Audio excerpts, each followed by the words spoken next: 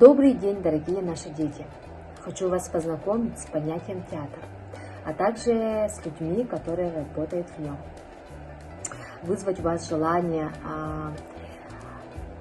усовершенствовать свои артистические навыки, участвовать в драматизации.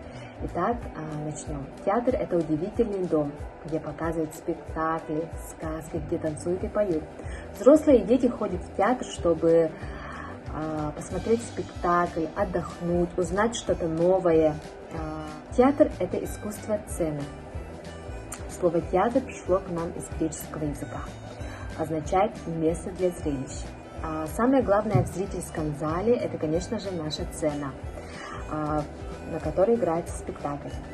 Прежде чем спектакль показать, его долго готовят люди разных профессий. Давайте же с ними мы познакомимся. Итак, ребята, мы начинаем. Актер.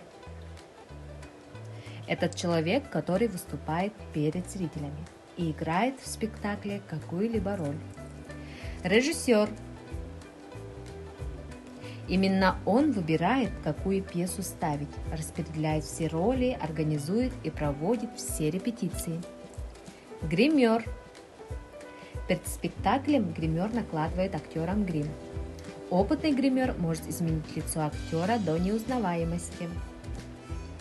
Ребята, а как вы думаете, кто включает и все звуки и музыки? Конечно же, звукооператор.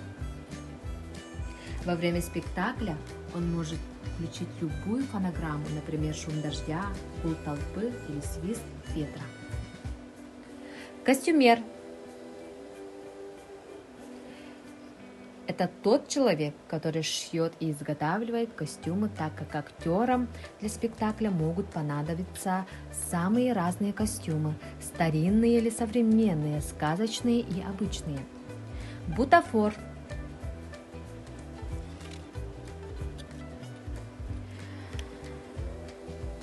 Он занимается с изготовлением разных предметов, скульптуры, мебели, посуды, употребляемых в театральных спектаклях взамен настоящих вещей. Ну и, конечно же, как же без художника? Это он рисует все эскизы, сценографии и декорации. Вот и познакомились с основными профессиями людей, которые работают в театре. Надеюсь, вам было интересно. До новых встреч!